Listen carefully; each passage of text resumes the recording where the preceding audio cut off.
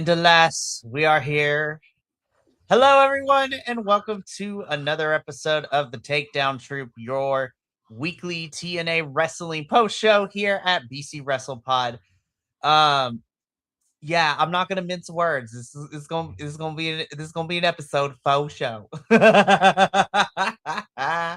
But of course, my name is Mikey. I am El Jefe of BC WrestlePod, running the ones and twos as well as the three, fours, five, and sixes. I do a lot of things here. And joining me this evening, You yeah, wouldn't go for you wouldn't go for the full 6-7 joke? Come on, man. It's right there. listen, it has been a week. I love what I do. At the same time, I was just like, let's just say that I'm gonna enjoy the next 48 hours of not thinking about that. Well, who knows? With everything going on this weekend in terms of wrestling, who knows? I might find something to like and something that I'm about to yell at.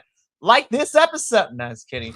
But joining me this evening, of course, is Radio Free Will, the good homie, the friendo, the man with the plan. Kind of. Wait, I'm supposed to have a plan? Shit. Damn. Okay. Hold You on, were it's right here somewhere. You failed your homework assignment. No, just kidding. No, but the two of us, listen, if you've seen any other episode of TNA when it's just us two, then you already know what to expect. It's about to go down. We're gonna laugh, probably gonna cry a little bit, we're gonna yell at things, but it's gonna be a good time all through and through. And I'm excited because this is a good way to start my weekend. But let's get into before we get into the episode really quickly, to kind of go over the housekeeping of it, if you will. I'm not going to spend too much on it. Whether you're new or you've been with us for a while, YouTube, Twitch, and Kick is where you can find us, or the social media sites at BC WrestlePod, where you can find the report cards, the previews of the TV shows, prediction forms, which I sent one out to some friends of mine because Elimination Chamber is tomorrow. And I'm like, good God, we're about to watch the world burn, and it's So going to be so glorious. I will admit I haven't seen the haven't been keeping up with like the other episodes of this podcast. But what are the predictions of the mystery box so far? Okay, so just including our group, because the internet also seems to be on two sides. On the one hand, people are like, it's Jericho, and I'm like, I swear to God, if it's Jericho, I'm turning off my television. Yeah. I was like, nope.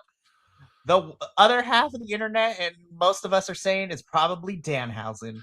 I've made my stance on Danhausen and WWE very clear over the last few weeks, last month or so. My big problem with is that like no payoff for the mystery box is gonna pay off satisfactorily. They've dragged it out too long. If they had done this for a week, maybe. But doing this for like the month that they've been doing it, It's it's way annoying. too long. It's the gobbledygooker 2.0. You know, God. it's And we all know how that went. Yep. But yeah, so I'm hoping it's Danhausen, because if it's Jericho, I'm turning off my TV screen.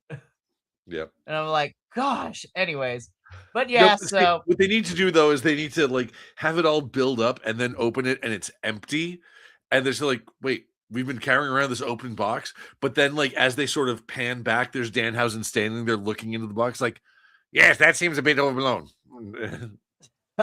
now if that's how they do it, I am okay with that. But yeah, so it is interesting. We have merch, bcwrestlepodshop.fourthwall.com, and we pay for a lot of streaming services. CoffeeBot is the way to go if you want to help us, pay for all of these, but no pressure because times are tough out here. Damn it, Nick. You better be on your best behavior tonight, because every time you come into this chat, you always throw us off, and I love you for it. Danhausen. I swear to God, it better be Danhausen tomorrow night, because I'm gonna be very upset. I mean, And everybody's been talking about how the vision has been kind of cursed lately. so I mean, we're talking about TNA, but like I said the exact same thing on Money. I'm like, good God, how is? And here's the funny thing, right? With all of that, is that Seth is out. Bronson Reed just got hurt this past Monday.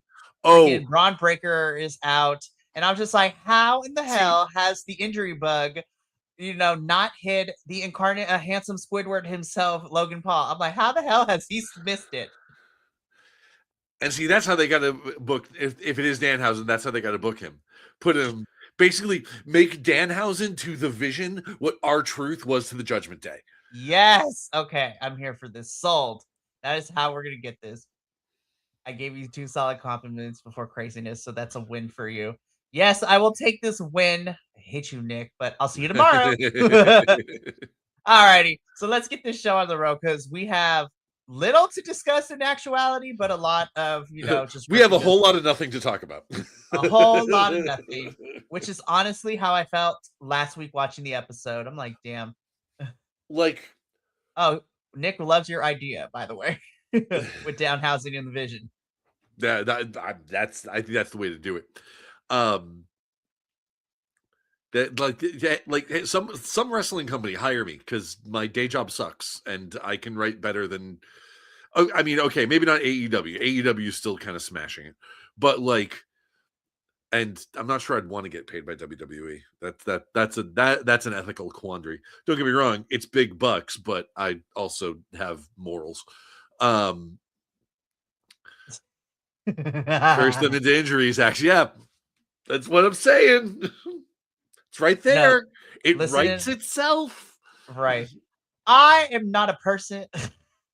Touche to you, William. Um, but to segue into the show that we're going to talk about, TNA, hire me. I can write you some stuff. Guys, seriously. And I would fully support and be adding Will all the time, like, hey man, how's it going? Like, what do you got? All right. However, I do want to say for the record, one of the things, like, I actually felt bad for the people in the ring on this particular episode. Not only because, like, do they not really have much to do? This crowd. Oh my gosh, I'm so glad you said that because I was ready to fight this crowd through my screen. This crowd, like, and once again, like, honestly, I can't, like, on one hand, I can't blame them because, they paid good money for a ticket. They want to be entertained. And when the first half of the show gives them fuck all, and when they get to the Steve Macklin bit and they're actively trying to, like, get into their heads, it's like I can't blame them for being angry about it or, like, being so bored that they're gonna do the whole kids acting up in class thing. I'm like, But, like, on the other hand, I'm a performer. Like, have a little respect for what's happening in front of you. Like, sorry, I'm like watching my friend Nick just continue to derail this chat. I'm like, God damn it. hey, that's what the chat is for. It's, No, that I'm is very fair. Hashtag Tank Talk Tank Top Troop. Troop. I was gonna say, sun's out, guns. Oh wait, no, this is New England. The sun isn't out. Shit. Not yet, anyways. Meanwhile, over here in California, like Mother Nature decided to flip on a dime and go from, it's like 70 degrees, like, bitch, it's 102 today. Fuck you. Yep. Like, why? Anyways. Yeah, I was ready to fight this crowd. I was like, listen, I understand because this was not a fun show to get through. And I do feel bad for the talent in the ring. It had its moments. But this crowd, I wanted to fight you. I was just like, I don't know who's worse. You for this episode, or I'm still mad at Atlanta, Georgia for an NXT pay-per-view where I was like, y'all are just horrible. It's crazy. Assuming you two won the War Games versus the Sun match. LOL, love you both. Love you too, Nick. Oh man, I can't wait for the chaos that is tomorrow. For reals. All right, let's just jump into it because we've been vamping for a while. So let's just run into it. TNA, I have beef with you because how is it that I was able to find all the other match cards in landscape except for this one? You did not provide the landscape version of this one. But honestly, this is how it deserves on this, right? Honestly. This boggled my mind watching it. This is the opener. This is the opener I'm just like the heavyweight champion and the X Division champion in a tag team match, which we've already seen them in way too many tag team matches already. Just pull the fucking trigger on option C. Versus the Call Your Shot Gauntlet winner and the worst thing about this program. Right? Nick's like, this made me turn off TV. Yeah. It's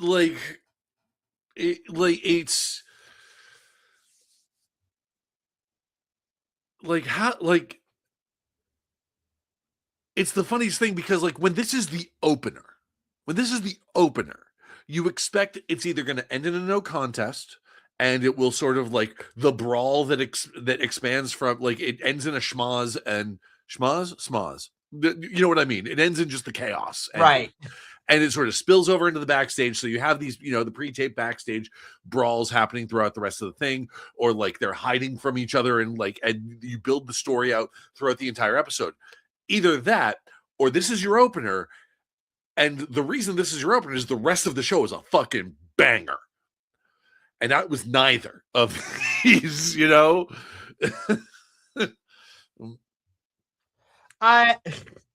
I was just like, I don't understand where we were going because let's put it in perspective, right? So TNA has told us that. Sorry, go ahead. I was like, TNA has already announced that Nick Nemeth is getting a shot at Leon Slater's X Division Championship like 2 weeks ago before this match even aired. But then on the flip side of it, you have Eric Young running around with his Call Your Shot briefcase, also with a shot at the X Division Championship. And from last week, that promo we got from him, I was like, oh, okay, we're probably building to Sacrifice. What are we doing? I was just like, what are we doing? So here's what I'm thinking. This is one of those like there were some seeds of storytelling in here. However, and once again, like you have to. There were some kernels of corn in this crap. Okay, right. Because here's the thing: you had Frankie Kazarian at the announce desk for this one, and he's bigging up Leon Slater. Pair that with the whole option C thing dangling over his head. Here's what I'm thinking. This is going to be my learning curve prediction. This is what's going to happen in the future with this. Mm-hmm. I think we're going to get a Leon Slater heel turn. And he is going to pull option C. He's going to do option C, give up the X Division title for a shot at Mike Santana's heavyweight title. Mm-hmm. Because we also saw that in this match, because when Mike Santana was distracted by Eric Young, which caused Leon to lose, this is going to be one of those things of like, what the hell? I thought you had my back. It's like, I did have your back. I was trying to defend you from this other guy. Yeah, but I still lost. So what the fuck? So it's going to be that kind of there's going to be the tension is going to build between Mike Santana and Leon Slater. To the point where I think we are going to get, even if it's not like a full heel turn, it's one of those things like, all right, fine, fuck you, option C. But in order for him to pull option C, he's going to need to still be the X Division champion. So we're going to get a Leon Slater heel turn. He pulls option C, and you said Nick Nemeth has a shot at the X Division title coming up next week.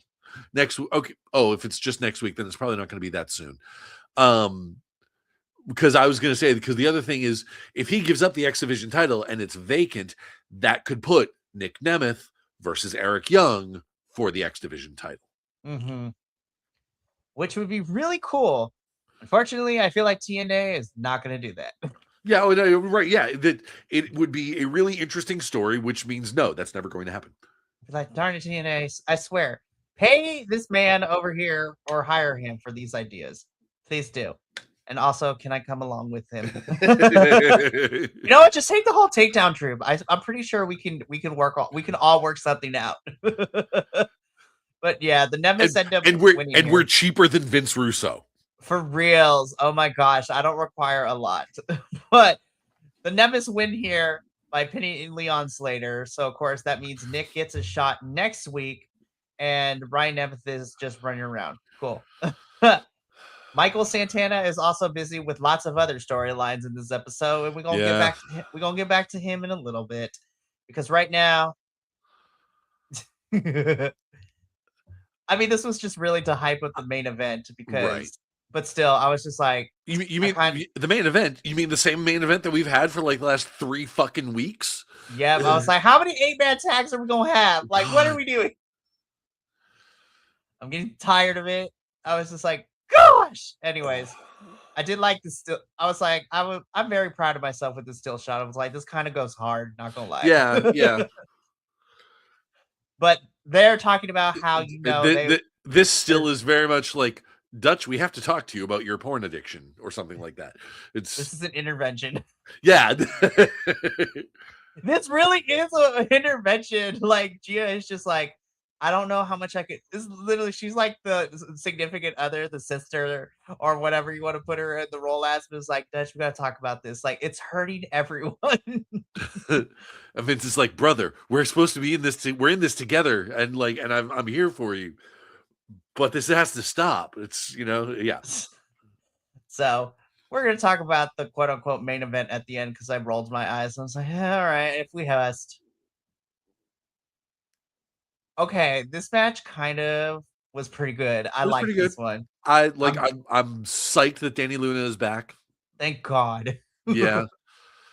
That's it was I was getting a little annoyed at the crowd because they tried to get a chant going for Lei Ying Lee, and it just wasn't really clicking. And there's also part of me like, what, like, why are you chanting for her?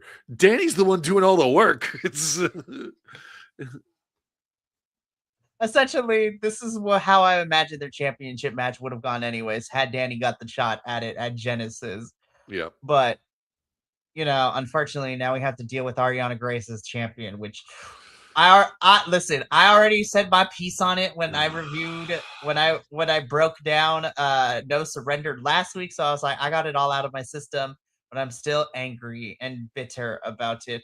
But since you weren't here, because it is relevant, because we are talking about Danny Luna, who was supposed to get that shot at Genesis, which now, with her being gone for the last month due to visa issues, put us in this situation. So, Will, if you would like to say your piece on the whole situation, now it is time. And now it is time for Will's Corner, where he is going to talk about the things that make him annoyed. Oh, you mean the NXT Knockouts champion? Yeah, totally. Go for it. Yeah, the NXT Knockouts champion. That's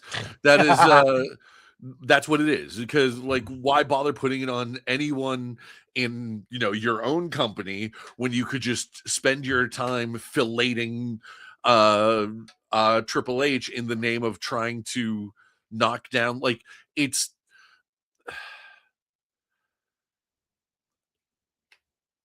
we're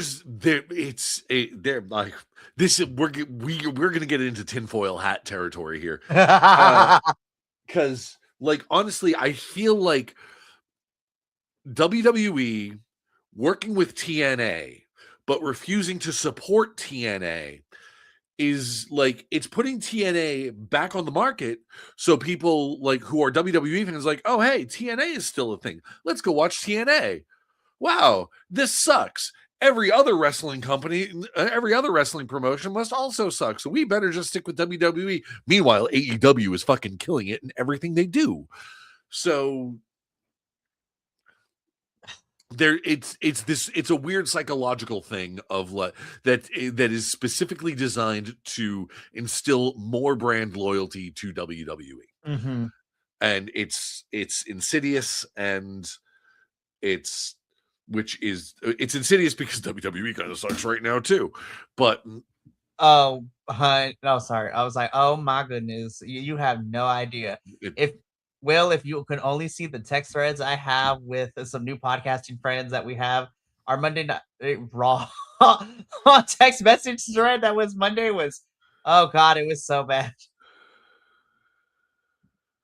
And I was just like, That's you didn't miss. Paul Triple H, quote unquote. All right, we're like Paul Levesque. I know he's got Triple H as his nickname. You know what? I'm changing that. From now on, I'm going to refer to him as Paul. What the fuck is an undercard Levesque? You know, it's.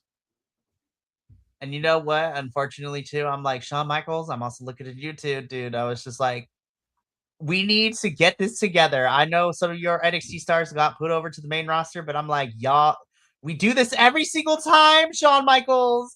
You should know by now. So You got to find, you got to need people to step into the roles. Like, why are one we of spending? Oh God, it's so annoying. one of my favorite jokes about wrestling today is the idea that the Attitude Era won. Because look at it. You've got The Rock, who is the most electrifying man in sports entertainment by many people's standards. Mm-hmm. And sports and entertainment. Big movie star now, right? Stone Cold Steve Austin is living his best life driving ATVs around a ranch in Texas. D-Generation X took over the WWE and is running it into the ground.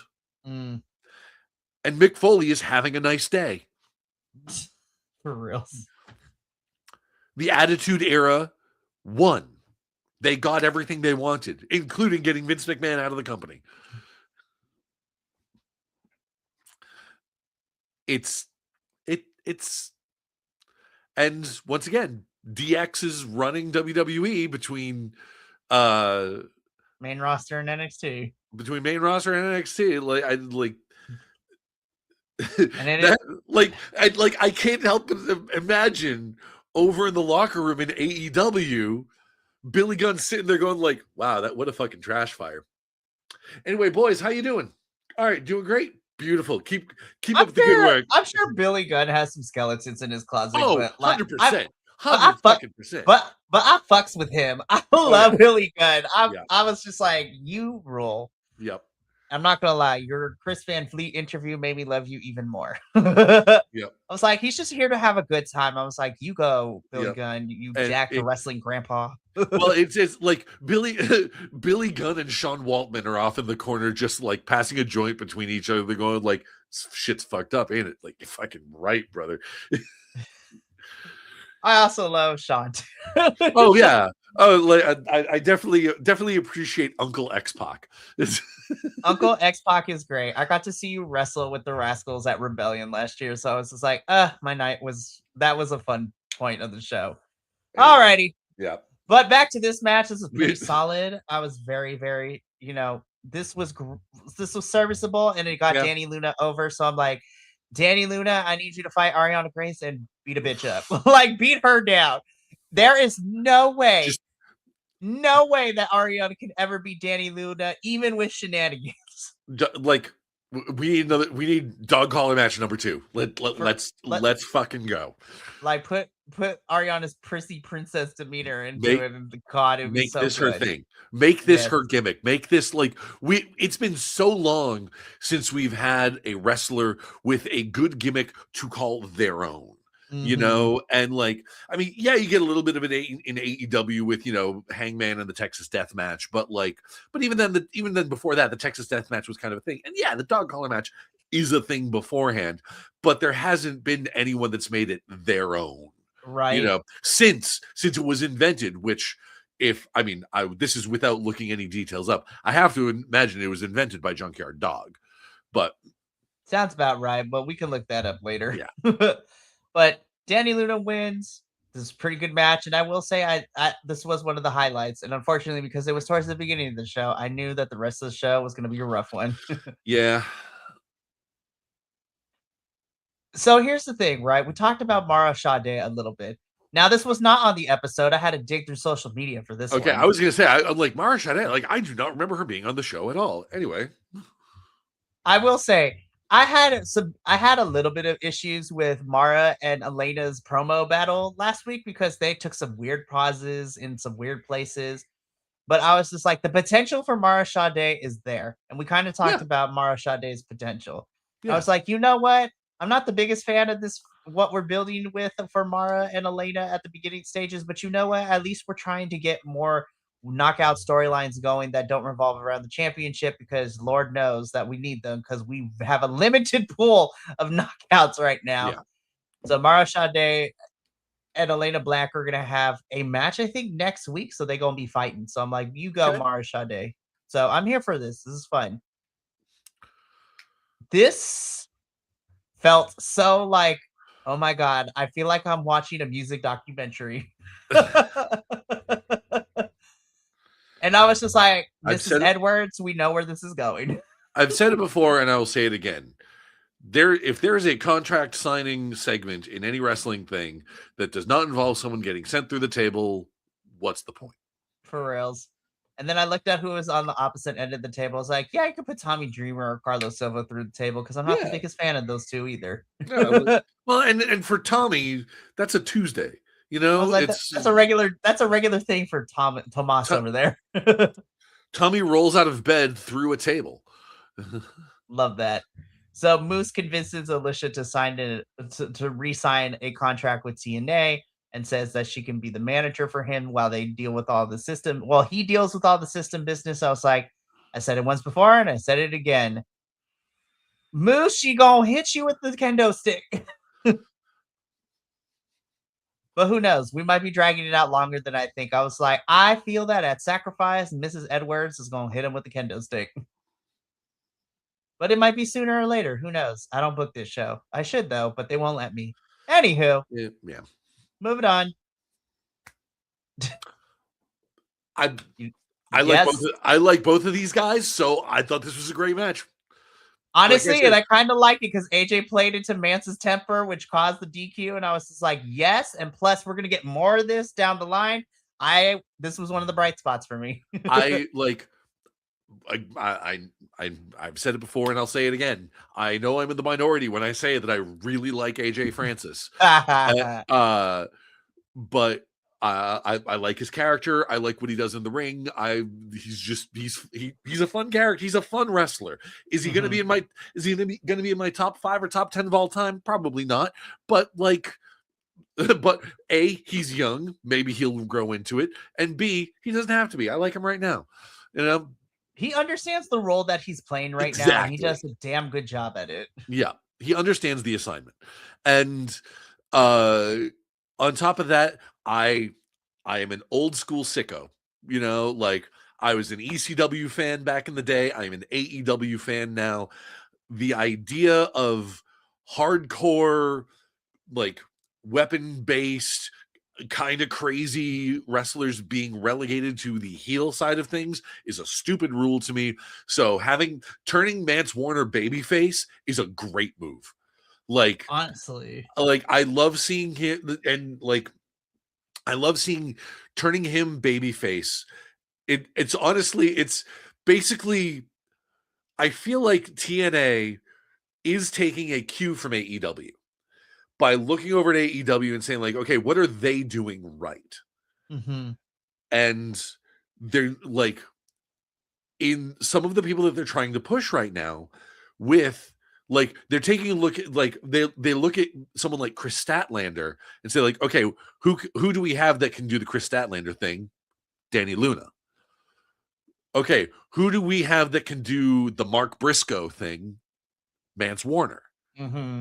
And have that kind of have that, the sickos, like something for the sickos to watch, and I'm just excited to see the escalation of where we're going to go with these two, because it's going to be great. Now, I'm not expecting it to be like a levels of like what happened at Unbreakable, where we just saw Sam Callahan and Mance just bleed everywhere in a barbed wire death match, which that match was nuts. And I actually put it in my top 5 TNA matches of the year. But I was just like, I don't think we're ever going to see that amount of blood again, because, TNA is trying to, be family friendly. But I was just like, hit him with the cinder block. They have a TV contract now, so, It is true. Well, they have a TV contract, and I have to, well, hold on a second. Hold on. Because you say they're trying to go family friendly. They're on AMC.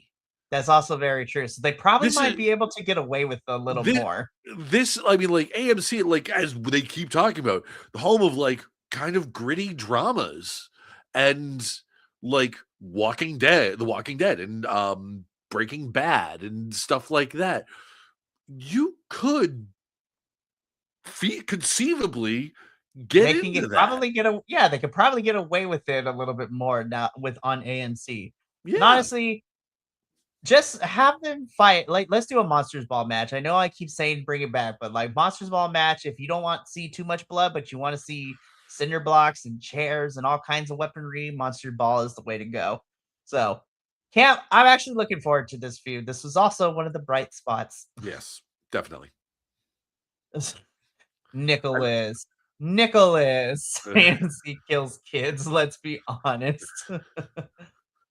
Hello, Nicholas. If memory serves, this might be the last bright spot, I think. You're probably right. No, this was also a bright spot. This one was Yes. also a bright spot. Like, Okay. and maybe it's because in my mind the bar was pretty low because like I was never a huge Mickey James fan, and I was once again not watching TNA when she was a big deal in TNA. And I've frequently, I mean, maybe not the weakest part of the Elegance brand, but like Ash is not my favorite part of the Elegance brand. But like I said, in my like going into this, my bar was pretty low, but they cleared it impressively. I think so too. And of course, on the other side of it with me, I've been following Mickey's career since the early days of WWE and the early days of TNA. And then, Shout out to Trish Stratus. yeah. Also, shout out to her and Lay Cool for all the nonsense that was the Piggy James storyline that they had to deal with. Oh, Jesus. God, they all went on record be like, we hated it. We didn't want to do it. But you know what? We were trying to get TV time. But honestly, they are like, we all hated it. But I was back to Mickey James. I was watching it when she did come back 2 years ago, and where she had really great matches against the likes of Deonna Purrazzo, Jordan Grace, when Naomi was going by Trinity and she came over to TNA for a little bit too. And then unfortunately, injury made her vacate the title, which then gave us Deonna versus Jordan in an epic match. So I was really, really enjoying that. And I'm biased because Ash by Elegance, love her or hate her, she does her job very well. And also Absolutely. we here at BC Wrestle Pod are biased too because got a chance to talk with her and interview her, love her to death. So they can never make me hate you, Ash, unless it turns out that you are not great and you hate people. Then I'm gonna then we Like at this point should have to go full MAGA to be like, yeah, honestly. And I was just like that at this point, yes. But you know what? I really enjoyed this. I think both of them cleared it. It definitely set everything up with Mickey being the babyface veteran, telling Ash like, "What happened? You have a ginormous ego." And then Ash be like, "Well, yeah, I have a ginormous ego. And what are you going to do about it?" And then they're like, "We're going to fight." And then I actually really normally I don't like the Iceman. I don't like the concierge because you're annoying as hell. But I did like the Elegance brand, like quote unquote, kidnapping Mickey James's son in the back, like yeah. intimidating him, which forced her to run up the ramp. I was like, "Damn, girl, you running those heels? Get it, get it, get it!" And then she gets blindsided, and then that DDT she sold beautifully. I was like, I was like, "Ooh!" I was like, you know what? This was a feud I wasn't expecting, but honestly, if they continue to give us stuff like this, I'm here for it. Absolutely. Yeah, that's I no other notes. That this was like I was impressed by Right. all parties. And I also, and maybe it is, because I'm a dad, that like anytime you bring, one of the wrestlers' kids into it, it does make the angle hit a little bit harder. Right. But like the one, like I always come back to when MJF was feuding with Bryan Danielson, and like he looked right into the camera and like called out Danielson's kids, and like that promo just You're just like, all right, I'm gonna fight you too. Let's go. It's like, but it's one of those things like because like it's the funniest thing about promos like that, like or angles like that, like when you try to take a shot at someone's kids, it is brilliantly effective in the moment, Mhm. but it also does a lot to tell you the caliber of worker that wrestler is, because that's not a promo or an angle that you can get away with unless you are the coolest person in the locker room. Like as soon as you get back to that locker room and like everybody's cool with you, you're just, I don't know, that you're just like, you are the most decent human being to work with, Mhm. because the fact that the other person let you call out their kids just proves like, yeah, no, you're a good person, and I can talk to my kids and let them know, like, yeah, no, we're just doing this for a bit. They're really good. We'll see them at the barbecue this weekend, and that kind of thing. So it's Yeah.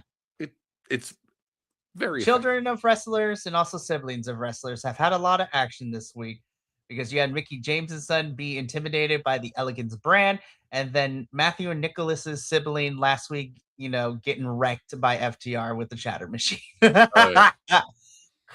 Good golly gosh. But I I'm actually looking forward to this feud. I really am. I was like, Yeah. if you continue to build it really well, and in ring, I'm not worried about it because recently, and hopefully, this means that Mickey is clear to go because she had to vacate the title due to injury 2 years ago. So I'm excited. This is fun, and I'm not gonna lie. I kind of hope this also pushes Al.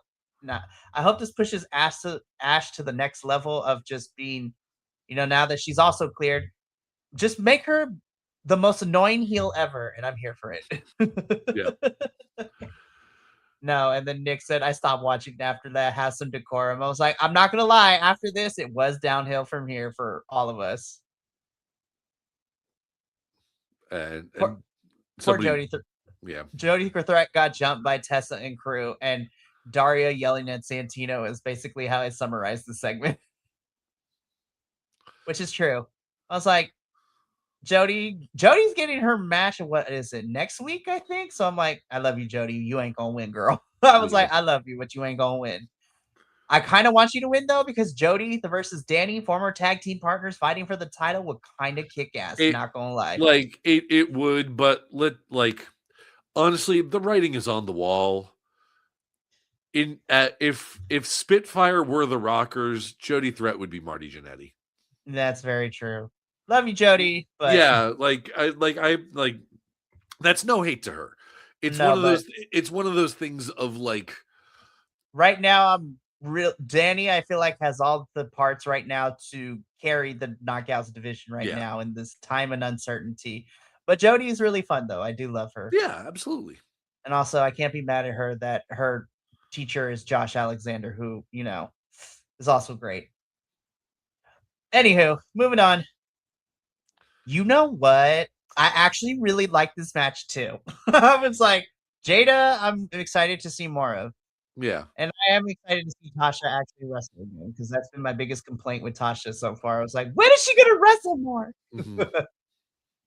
So Yeah, in hindsight, this episode was surprisingly was very good for the Knockouts division, actually. I was gonna say that, and I think I put that in my report cards or one of the posts for the report card is that the knockouts really did a lot of the heavy lifting this episode. Yeah.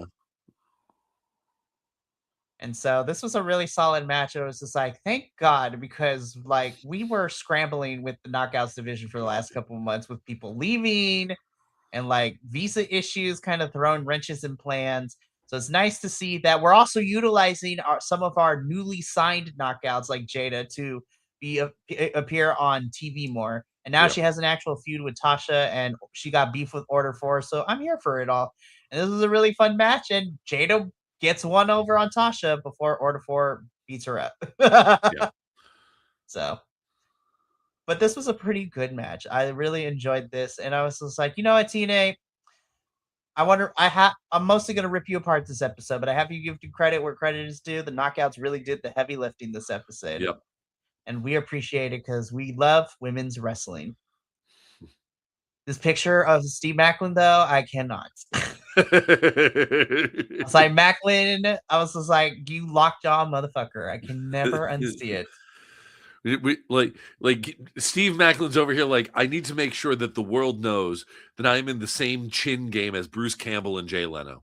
Lord help us, and I cannot. But we hear from Steve Macklin. So Steven over here is in the ring with Tom, and Tom is kind of like, you know what? He's kind of re-meeting Steve Macklin. He's like, listen, we all make mistakes, but we have to hold ourselves accountable. Like, you have done some crazy ass shit over the last couple of weeks. I don't understand what you're doing. I want to understand, but like, we need to get it together. And then Steve Macklin just punches the shit out of Tom. And this is also the promo where like the crowd was over it. And like, damn. And I think, and it's the funniest thing, because like we were just saying that how like the knockouts had really good matches this thing. And this just proves how awful this crowd was. Because like the crowd was silent for so much of this episode. Mm-hmm. Like just not giving anything.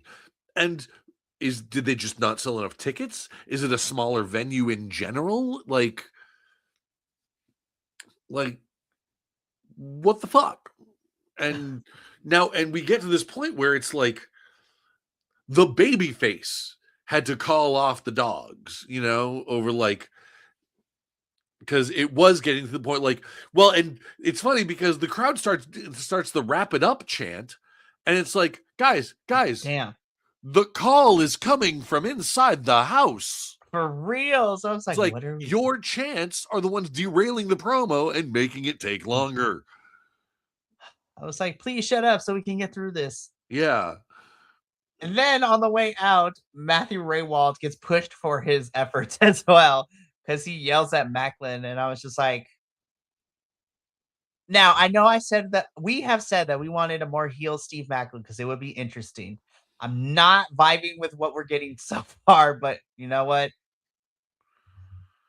And also, this is where I bring this point in. Michael Santana, we have you like in 4 different storylines right now. You are all over the map, my guy. Yeah. So I'm like, I know Mike and Steve Macklin are gonna be fighting at some capacity. In my humble opinion, if it's not Leon Slater, Macklin and Santana is the Rebellion match for that Big 4 pay-per-view in April for Rebellion. But I'm just like, we got to get through Sacrifice and the rest and like a good chunk of April to get to Rebellion, or at least the first 2 weeks of April. So who knows? But yeah, Tom Hannafan gets punched in the gut, and Macklin looking at the camera is me. He's just like, I'm over everything in this crowd right now. I'm like, me too, Steve. Me too. Alrighty, let's keep going because damn, we got to the main event, and I was just like, I don't care. I'm tired of these 8-man matches. I'm sick of it. I was like, this is what it's gonna be leading into Sacrifice. Well, I'm just like, good God. And let's be fair. I've made my opinion of the Hardys in their current form very clear. It's time to hang up the boots, guys. I know you're probably going for one last run, or you're going to go till the wheels fall off. Well, let me tell you, those wheels are held on by a single lug nut right now. But the Hardys, what's even worse right now is, and I appreciate TNA trying to do something different with the Righteous. Mm-hmm. Because the thing with the Righteous is that, like, their gimmick screams heel. And they're experimenting a little bit, trying to turn them babyface. A noble effort. Mm-hmm. This was not the way to do it. Mm-hmm. Because regardless of, obviously, the Hardys work well together. Matt and Jeff, they've been together since birth. You know, they're brothers. They grew up together doing this shit to each other in their backyards, right? And the Righteous have really good work well together themselves. The Hardys and the Righteous have zero chemistry. I was like, we saw that at freaking Genesis, man. Yeah. It's like they do not work together. Like, they work as adversaries, they work as foes, going against each other. 100%. Do that. We like that. And especially given the fact that the Hardys don't really seem to have any, competition for their tag team titles right now. We need more tag teams. Mm-hmm. So having the Righteous here as perennial foes is great. And like, even the idea of putting them with the Hardys right now feels like talk about a sword of Damocles. Mm-hmm. It's like, guys, we know where this is going. You are screaming they are going to betray the Hardys. Mm-hmm. We know that's where it's going to. Yeah, it's like it's leading right to like, you let us down and we are going to turn on you. Like, which is fine and everything. Just make it interesting, and it's not. Yeah, no, that's the long and the short of it. Like, and oh my god, like, I thought the system was boring before. They are giving me frat energy, and I cannot. Like, a roster shakeup couldn't save this. It's half of the team is entirely different, and they're still boring as fuck. I was just like, I liked it when Bear was by himself, not part of this faction. Like, when he fought Frankie for the title, I was like, give me that. Yeah. And Cedric, I love you. I will always love you, but this ain't it, dog. This ain't it for me. I was like, this is not doing anything. You know what? Let this. Hey, you know what I was just saying? Remember what I was just saying about we need more tag teams? Let the system be a tag team. Seriously. Like, let it just be Eddie Edwards and the other guy whose name I'm Brian Myers. Brian Myers, thank you. Let it just be Eddie Edwards and Brian Myers. You know? Because we need more tag teams. We need way fewer factions right now. Like, you guys are TNA's scrambling with their roster right now because, like, they've had so many people leave and they've got so many people just looking at the door. Like, Leon Slater has his parachute on and he is standing at the doorway of the jet, ready to skydive into WWE. He's just like, I love y'all, but like, I am going to jump out this plane into WWE if it does, like, if we don't figure what we're doing. Well, no, it's not even a what if. It's eventually, when he's going to. It's not an if, it's a when with him, you know? And like, we need more single stars. We need more singles people. We need more tag teams. We don't need more factions. Or if you are going to be a faction, you need to be a dominant one. Seriously. And when I say dominant, like, credit where it's due. When you talk about WWE knows how to do dominant factions. Like, if you want the system to be the big time heel faction, you need to look at Evolution. You need to look at the Authority. You need to look at Ministry of Darkness. Maybe not with the whole occult gimmick, but at least with the whole no, you are not going to stop us. Eat shit. You know. Like, hell, or look at AEW, the Don Callis family, you know, there's like 20 of them, right? Like, or you look at the Don Callis family, or you look at any of the heel runs of the Elite, you know, like I'm immediately reminded of one of the best debuts in wrestling history when Adam Cole and Bryan Danielson debuted on the same night in AEW, and it's already the Elite being dominant. Adam Cole debuts. He's like, Yeah, of course I'm joining the Elite. They're my best friends. It's like you got like you can't be this generic milquetoast, boring ass, bland, just assemblage of dudes. No, you need to get in there and remind everybody why you are the biggest, baddest monster team, untouchable. Okay, ready for this one? This is going to be the crushing comment. Order 4 is a more convincing dominant threat than the system.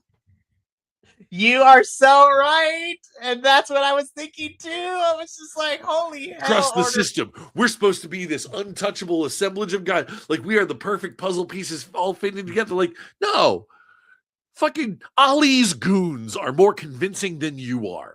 They are. And if I'm being quite honest, if I'm thinking about it, I think Order 4 has a better track record too in terms of like wrestling as a group or wrestling in tags. Like, I think they have a better record than the system. But even still, I was just like, y'all, TNA, you are pushing the wrong faction to be your dominant faction. Yeah. Listen, I love Bear Bronson with all my heart, and that will never change. But Order 4 right now is more compelling to me, Yeah, and more believable as a dominant faction than the system currently is. And their fucking blue ass. I cannot with these blue fabric jackets. These are awful. I'm sorry. Mustafa Ali should be the top heel of the company. He needs to be. Holy crap, man. It was just like 100%. Edward. I was like, Edward Edwards is not. Yeah. Well, Eddie Edwards. Eddie Edwards. Okay. I'm a little biased as a fellow Boston guy, but down. Eddie Edwards is not. He's not heel material, man. That's fair. Like he's a wife guy. Okay, his wife is part of the faction ostensibly, and like you're gonna put the wife guy as a heel.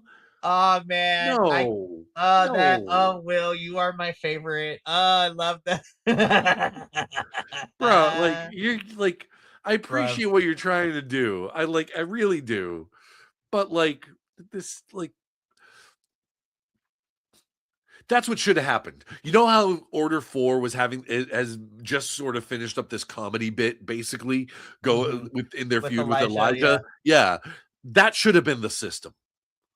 It really should have. The system should have been the ones on the comic end of things, and it should have been Order 4 in this position, basically taking over the company. That really needs to. TNA, it's not too late to switch. It's not too late to pivot. No. You know what? Okay, this is what would need to happen. And hold on. If I were writing TNA, I would have it come out that Daria Ray is a member of Order 4. Yes, I would totally be down for that. That she was put there. Like, I mean, she was hired by the TNA management, but sort of put in that position by Ali. She's a plant. She's the mole. Yeah. She literally is the actual secret agent of this group. So that it was basically done as a way to get Order 4 back to the top of the card and to a point where they are, like I said, they are better established to be that sort of evolution Don Callis family kind of Order 4, they even do the 4 thing. They are the new 4 make them the new 4 horsemen. You know, it writes itself. And will you get one of these? I'm sure you could get Ric Flair to come and do a cameo and sort of give the sign off of the 4 thing. He'll do anything. I don't say that in endorsement of Ric Flair. I say that because he'll do anything for a paycheck. It's right. Even go here. Not Ric Flair. How about the other one of the other surviving one of the other few surviving four horsemen that would absolutely show up in a federation for a paycheck? Arn Anderson. He's That's still very around. He's popping up in MLW a lot too. So I'm like, Yeah. why not? Right? Yeah. His kid is in MLW. Like, and we literally just saw his son like at the beginning of this year too. Like, so all that is more compelling than this main event was. Yep. The system when Moose tries to fight and gets beat down, Alicia Edwards comes out and they kind of back off. I was like, I smell a plot. And that's almost the worst part about this match. Yeah, I was like, I smell stunt and I hate it. It was a stunt to continue the feud of Moose and the system. Like, nobody cares. Well, like, and I know I don't care. Well, and okay, it's not that I don't care about Moose versus the system. It's not the most compelling thing on TNA right now, but they're trying. Okay, what really ticks me off about that is they pretty much sacrificed their entire tag team division for the sake of this feud. Mm-hmm.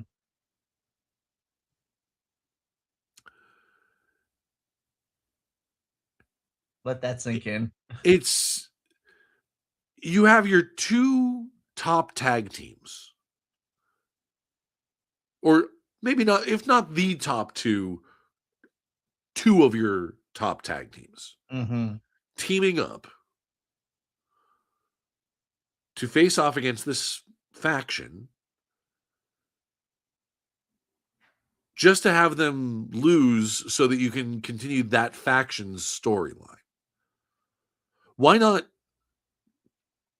You know what I would have rather seen?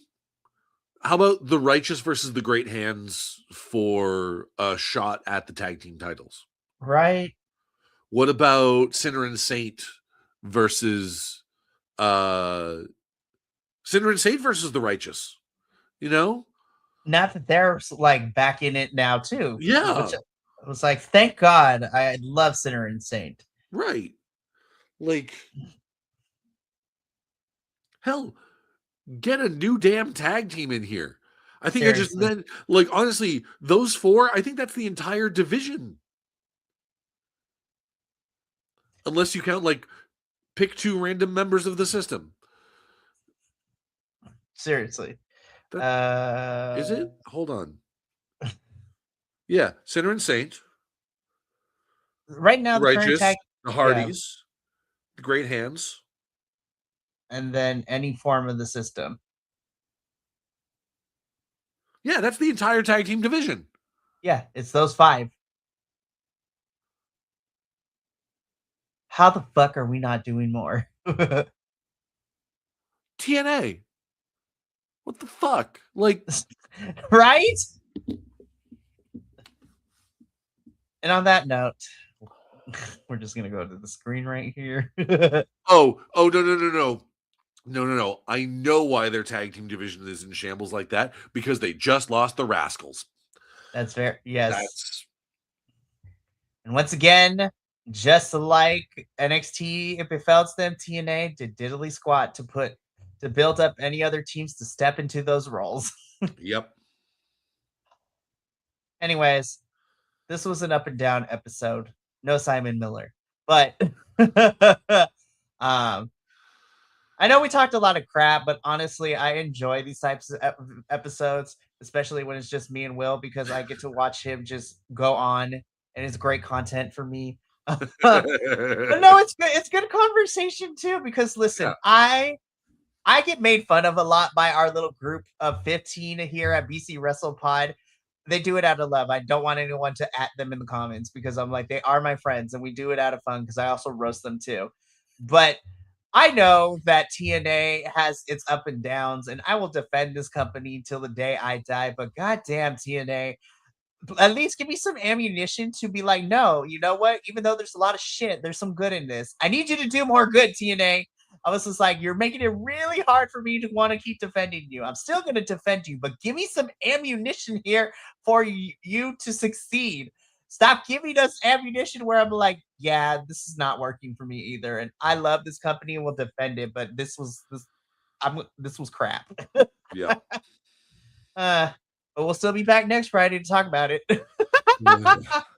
What's all I the know. sweet stuff? I got Exalted next weekend. That's awesome. How dare you? It's okay though. I will substitute one will for another because Papa Oso will be back. He is finishing up his play. It is closing this Sunday, and so he will be back to it. And then I will be making him. He will be giving me lots of favors and doing all these shows. No, I'm just kidding. So sidebar. This will on the screen right here isn't part of our big old group chat, and I'm kind of glad he isn't because I just sent out the finalized schedule for WrestleMania Hell Week, and I think I would scare him away for all the shit that we are covering over that whole entire week. Because God Almighty, that whole week is going to be literally hell because of how much we cover. But hey, but you know what? If he wants to dip his toes in and experience what it's like for Hell Week, everyone earns their stripes at some point. When is WrestleMania weekend again? So, WrestleMania Hell Week, I will tell you, is more information about this will be going out live as we get closer to it. But WrestleMania this year is the 18th and the 19th, so Saturday and Sunday of April. But Hell Week for us starts on Friday the 17th and it goes all the way to Thursday the 23rd because we do watch-alongs and we do post shows. Oh, that's unfortunate. Be like, oh, I won't be there. Oh, honestly, it's because I'm going to be in Florida that week. Damn. You know what? I don't know. Oh. Yeah. No, it is the lady's birthday. So okay, so it's not all bad. Yeah, no, it's going to visit Vixie for her birthday for the big 4-0 for her. So you know what? Honestly, that's better than WrestleMania Hell Week. But you can watch our chaos unfold though from when you get the chance. But absolutely. No, and speaking of chaos, there's about to be a lot of chaos tomorrow because we talked about it, how WWE is like really irritating me, but we're still doing a watch along for Elimination Chamber. And the only reason I am doing this is because I'm not doing this by myself. We are doing a triple crossover with our two podcasting friends, Nick, who of course was in the chat derailing us as much as he could. No, but Nick is the proprietor and the owner of the Nick Happy Hour Wrestling podcast that him and his wife do. And we will also be joined by If We Had the Pencil podcast, which is our new friends Matt and Sean, two military vets who talk about storytelling and how WWE irritates them and sometimes gives them good stuff. So it's really fun to watch them be really hilarious to watch. And I'm really lucky to get to know all these folks. And we're doing the watch along for Elimination Chamber. So if you want to watch shenanigans, if you want to watch us curse, if you want to watch us like just talk absolute amounts of shit, or watch me record it all because then it makes great clips for later, then tune in tomorrow. But and that's going to be at 4 p.m. Pacific, 7 p.m. Eastern. But we have a jam-packed week coming up because we got AEW stuff, NXT go home before Vengeance Day, CMLL. We have a hair versus hair match happening tonight that we're going to cover, which is crazy because CMLL rarely does those unless it's warranted.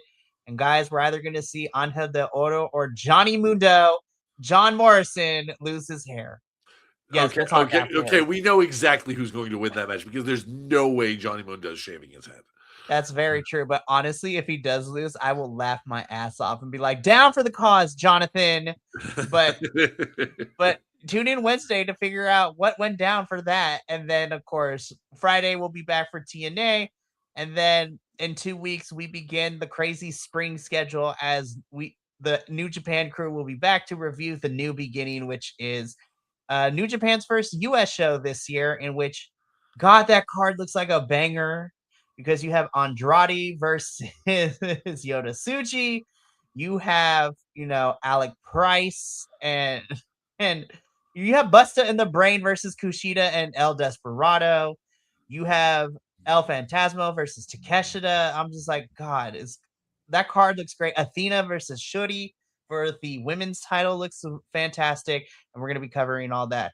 But it is late for both of us here, so we're gonna get up on out of here. Thank you so much for tuning in. From all of us here at BC WrestlePod to you at home, remember, take care of yourself, love one another, stay iconic, and more importantly than anything, you always deserve to finish your story. We'll see you tomorrow for our Elimination Chamber watch along. But until then, sayonara, adios, and until next time, peace.